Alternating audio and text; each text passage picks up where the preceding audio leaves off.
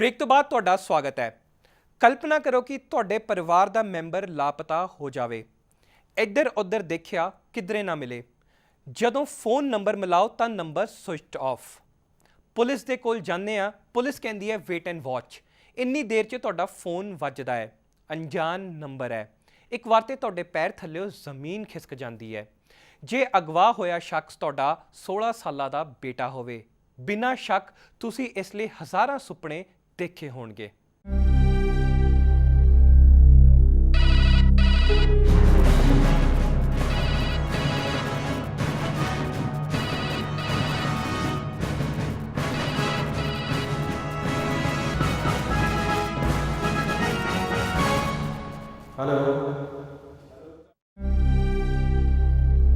दिन 14 फरवरी 2005 समा सवेरे 9 ਵਜੇ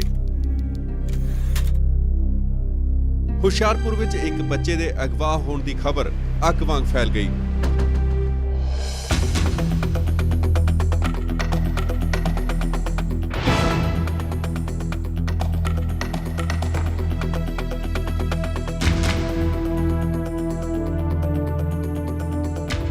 ਅਜਿਹੀਆਂ ਖਬਰਾਂ ਨਾਲ ਹੁਸ਼ਿਆਰਪੁਰ ਦਾ ਵਾਹ ਕਈ ਵਾਰ ਪਿਆ।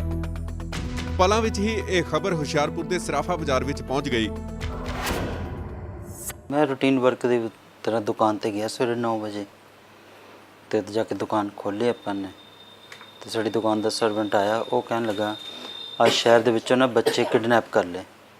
मैं कहा बड़ा माड़ा काम होया यार, बच्चे किडनैप कर ले। इस तरह आप दुकान ते अपने रूटीन वर्क के नाल काम लग गए। ਇਹ ਨੇ ਰਵੀ ਵਰਮਾ, ਇੱਕ ਜਿਊਲਰ ਜਿਨ੍ਹਾਂ ਨੂੰ ਸ਼ਹਿਰ ਵਿੱਚ ਇੱਕ ਬੱਚੇ ਦੇ ਅਗਵਾ ਹੋਣ ਦੀ ਖਬਰ ਮਿਲੀ ਸੀ। ਇਸ ਸਨਸਨੀਖੇਜ਼ ਖਬਰ ਦਾ ਅਸਰ ਉਹਨਾਂ ਦੀ ਜ਼ਿੰਦਗੀ ਤੇ ਕਿੰਨਾ ਡੂੰਘਾ ਪੈਣ ਜਾ ਰਿਹਾ ਸੀ, ਉਹ ਇਸ ਦੀ ਕਲਪਨਾ ਵੀ ਨਹੀਂ ਕਰ ਸਕਦੇ ਸਨ।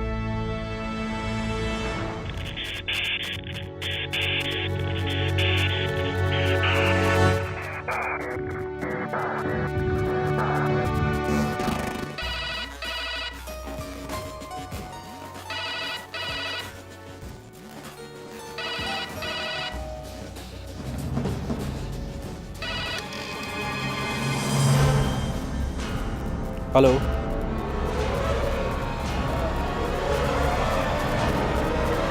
भाजी इदां दा शुगल नहीं करीदा। 12:05 ते कॉल आई कोई। वो कहन लगे तुहाडा बेटा हैरी साडे कोल आ, 50 लाख रुपए का इंतजाम करो। मैं क्या इस तरह का भाजी शुगल नहीं करीदा। मैं क्या शायद कोई शुगल कर रहा तो उन्हें मैनू गाल कढ़ दी तो कहते 50 लाख का इंतजाम करो फटाफट। मेरे पैर थलों जमीन निकल गई। उस टाइम मैं दुकान छड्ड के अपने भाई साहब नूं नाल लिया। मैं स्कूल गया, स्कूल जाके पूछया वो तो हैरी ने उस दिन स्कूल सीगा। स्कूल के प्रिंसीपल मास्टर कहंदे अज हैरी आए ने। ਵਰਮਾ ਜੀ ਤੋਂ 50 ਲੱਖ ਰੁਪਏ ਦੀ ਮੰਗ ਕੀਤੀ ਗਈ। ਅਗਵਾ ਬੱਚਾ ਸੀ ਅਭੀ ਵਰਮਾ ਉਰਫ ਹੈਰੀ, ਜੋ 10ਵੀਂ ਜਮਾਤ ਵਿੱਚ ਪੜ੍ਹਦਾ ਸੀ। ਅਭੀ ਉਸ ਵੇਲੇ ਸਿਰਫ 16 ਸਾਲਾਂ ਦਾ ਸੀ। ਹਰ ਰੋਜ਼ ਦੀ ਤਰ੍ਹਾਂ ਉਹ ਸਵੇਰੇ ਸਕੂਲ ਜਾਣ ਲਈ ਘਰੋਂ ਨਿਕਲਿਆ ਸੀ, ਪਰ ਸਕੂਲ ਤੱਕ ਨਹੀਂ ਪਹੁੰਚਿਆ।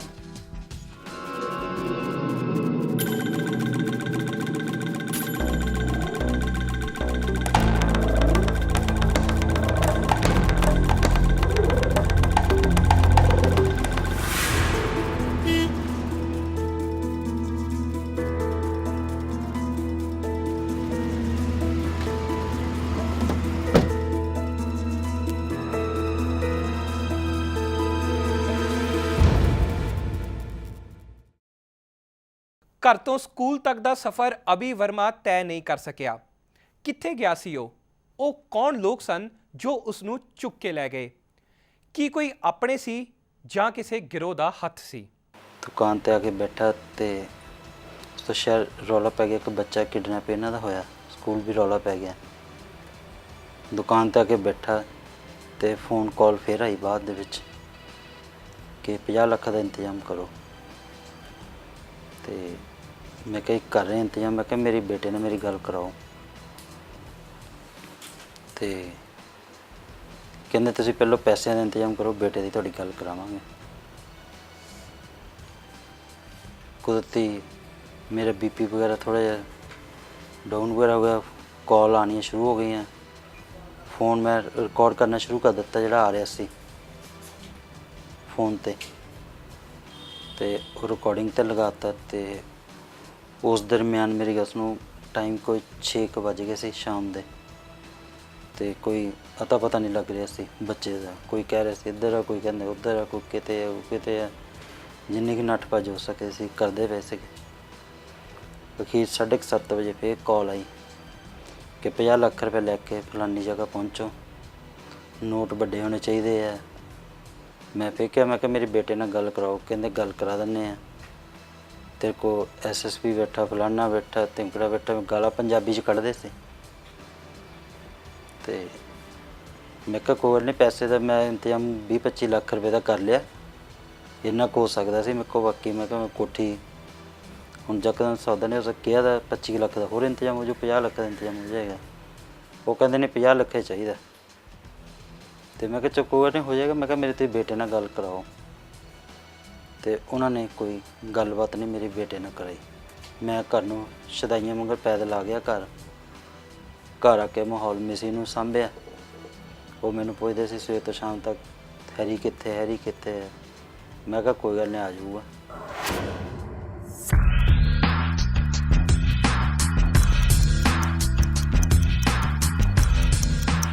ਜਿਵੇਂ ਜਿਵੇਂ ਸਮਾਂ ਬੀਤਦਾ ਗਿਆ, ਪਰਿਵਾਰ ਦੀ ਨਿਰਾਸ਼ਾ ਵੱਧਦੀ ਗਈ। ਪੁਲਿਸ ਤਾਂ ਹਰਕਤ ਵਿੱਚ ਆ ਹੀ ਗਈ ਸੀ, ਪਰ ਅਭੀ ਨੂੰ ਕਿਸ ਨੇ ਅਗਵਾ ਕੀਤਾ ਅਤੇ ਕਿੱਥੇ ਸੀ ਉਹ, ਇਸ ਦਾ ਕੋਈ ਸੁਰਾਗ ਨਹੀਂ ਮਿਲ ਰਿਹਾ ਸੀ।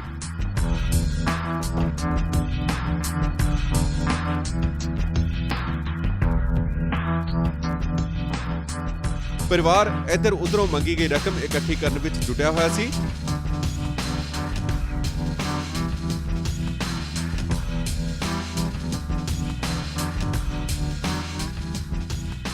ਉਮੀਦ ਸੀ ਕਿ ਪੈਸਾ ਦੇਣ ਤੋਂ ਬਾਅਦ ਉਹਨਾਂ ਦਾ ਇਕਲੌਤਾ ਬੱਚਾ ਉਹਨਾਂ ਨੂੰ ਵਾਪਸ ਮਿਲ ਜਾਏਗਾ। ਪਰ ਉਹ ਕਾਲ ਜਿਸ ਨੇ ਇਹ ਦੱਸਣਾ ਸੀ ਕਿ ਪੈਸਾ ਕਦੋਂ, ਕਿੱਥੇ ਅਤੇ ਕਿਵੇਂ ਦੇਣਾ ਹੈ, ਆਈ ਹੀ ਨਹੀਂ।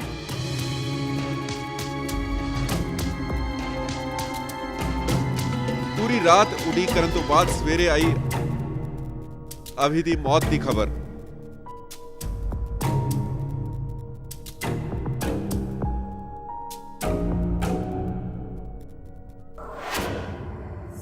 14-15 ਸਾਲ ਦਾ ਬੱਚਾ ਬਹੁਤਾ ਛੋਟਾ ਵੀ ਨਹੀਂ ਹੁੰਦਾ ਵੀ ਚਾਂਸ ਮਿਲੇ ਭੱਜ ਵੀ ਸਕਦਾ ਹੈ।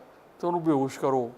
ਤੇ ਉਹ ਬੇਹੋਸ਼ ਕਰਨ ਦੀ ਦਵਾਈ ਜਿਹੜੀ ਇਹਨਾਂ ਨੇ ਲਿਆ ਕੇ ਉਹਨੂੰ ਲਾਈ, ਜਿਹੜਾ ਇੰਜੈਕਟ ਕੀਤਾ, ਉਹਦੇ ਨਾਲ ਉਹ ਬੱਚਾ ਮਰ ਗਿਆ ਓਵਰਡੋਜ਼ ਦੇ ਨਾਲ। ਕਿਉਂਕਿ ਉਹ ਜਿਹੜਾ ਬੰਦਾ ਉਹ ਹੈਗਾ ਸੀ, ਉਹ ਐਕਸਪਰਟ ਨਹੀਂ ਸੀ ਉਹਦੇ ਵਿੱਚ। ਹੁਣ ਇੱਕ ਪਾਸੇ ਤੇ ਪੈਸੇ ਦੀਆਂ ਕਾਲਸ ਕਰੀ ਗਏ ਮਰਨ ਤੋਂ ਬਾਅਦ ਵੀ, ਦੂਜਾ ਇਹਨਾਂ ਨੂੰ ਬੋਡੀ ਡਿਸਪੋਜ਼ ਆਫ ਕਰਨੀ ਜ਼ਰੂਰੀ ਸੀ। ਇਹਨਾਂ ਕਾਰ ਲਿਆ ਕੇ ਤੇ ਉਹ ਬੋਡੀ ਕਿਤੇ ਆਦਮਪੁਰ ਦੇ ਕੋਲ ਇਹਨਾਂ ਨੇ ਦੱਬ ਦਿੱਤੀ। ਪਰ ਆਪਣਾ ਪੈਸਾ ਲੈਣ ਲਈ ਕਾਲ ਕਰੀ ਗਏ। ਤਾਂ ਸਿਰ ਡੈਥ ਦਾ ਪਤਾ ਲੱਗ ਗਿਆ। ਬੱਚਾ ਤਾਂ ਹਮੇਸ਼ਾ ਲਈ ਪਰਿਵਾਰ ਤੋਂ ਦੂਰ ਹੋ ਗਿਆ ਸੀ। ਉਹ ਹੁਣ ਕਦੇ ਵੀ ਵਾਪਸ ਆਉਣ ਵਾਲਾ ਨਹੀਂ ਸੀ। ਪਰ ਉਸ ਨੂੰ ਕਿਸ ਨੇ ਅਗਵਾ ਕੀਤਾ ਸੀ, ਕਿਉਂ ਕੀਤਾ ਸੀ ਅਜਿਹਾ ਘਿਨਾਉਣਾ ਕੰਮ?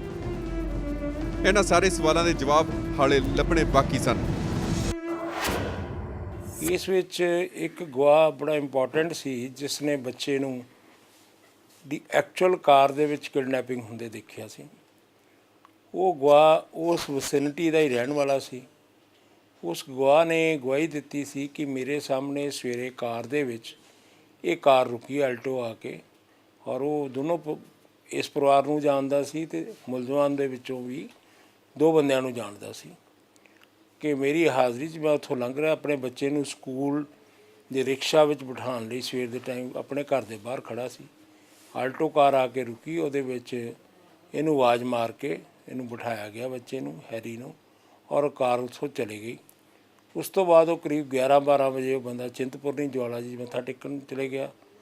ਰਾਤ ਤੋਂ 10-11 ਵਜੇ ਜਦੋਂ ਵਾਪਸ ਆਇਆ ਤਾਂ ਸ਼ਹਿਰ 'ਚ ਖੱਪ ਪਈ ਸੀ ਹੈਰੀ ਦੀ ਕਿਡਨੈਪਿੰਗ ਦੀ। ਤੇ ਉਹਨੇ ਪੁਲਿਸ ਨੂੰ ਰਿਪੋਰਟ ਕੀਤਾ ਕਿ ਮੈਂ ਜਾ ਕੇ ਮੈਂ ਇਹਨਾਂ ਨੂੰ ਦੇਖਿਆ ਸੀ। ਰਸਤੇ ਦੇ ਵਿੱਚ ਇੱਕ ਬੰਦੇ ਨੇ ਦੱਸਿਆ ਉਹ ਉੱਥੋਂ ਦਾ ਕਿਤੇ ਨੌਕਰੀ ਕਰਦਾ ਸੀ ਰਸਤੇ 'ਚ। ਉਹਨੇ ਕਿਹਾ ਜੀ ਵੀ ਮੈਂ ਆਵਾਜ਼ ਸੁਣੀ ਸੀ ਵੀ ਉਹ ਕਹਿ ਰਿਹਾ ਸੀ ਵੀ ਅੰਕਲ ਮੇਰਾ ਸਕੂਲ ਆ ਗਿਆ, ਮੈਨੂੰ ਉਤਾਰ ਦਿਓ, ਅੰਕਲ ਮੇਰਾ ਸਕੂਲ ਆ ਗਿਆ, ਕਾਰ ਰੋਕੋ ਅੰਕਲ। ਨਾਲ ਜਿਹੜਾ ਨਾਂ ਲੈ ਰਿਹਾ ਸੀ ਉਹ ਕਹਿੰਦਾ ਜੀ ਨਾਂ ਮੈਂ ਧਿਆਨ ਨਾਲ ਨਹੀਂ ਸੁਣ ਸਕਿਆ, ਮੈਨੂੰ ਲੱਗਦਾ ਵੀ ਵਿੱਕੀ ਸੀ।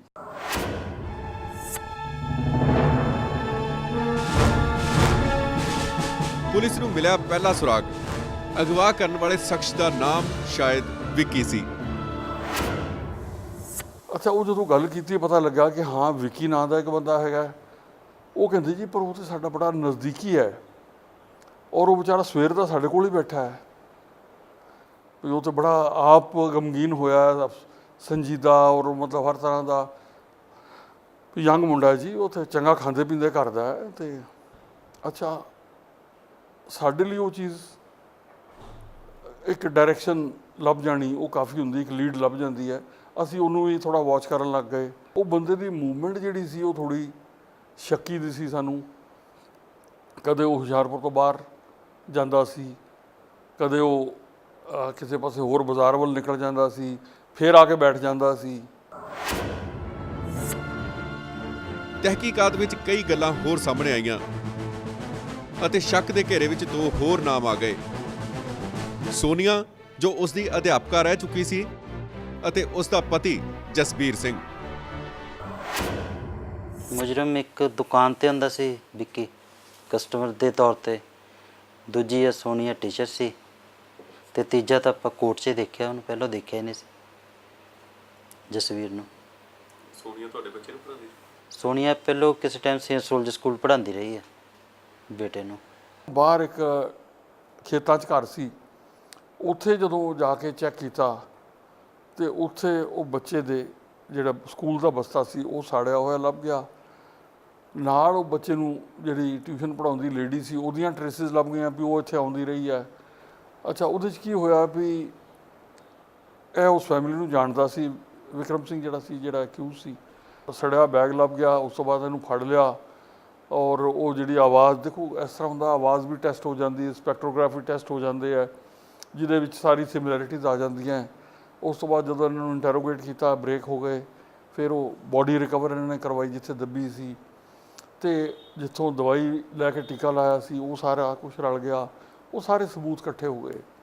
ਮੁਲਜ਼ਮਾਂ ਵਿੱਚੋਂ ਇੱਕ ਰਵੀ ਵਰਮਾ ਦੀ ਦੁਕਾਨ ਤੇ ਆਉਂਦਾ ਸੀ, ਖਾਂਦੇ ਪੀਂਦੇ ਕਰਦਾ ਸੀ। ਦੂਜੀ ਸੋਨੀਆ ਅਭੀ ਦੀ ਅਧਿਆਪਕਾ ਰਹਿ ਚੁੱਕੀ ਸੀ ਅਤੇ ਉਸ ਦਾ ਪਤੀ।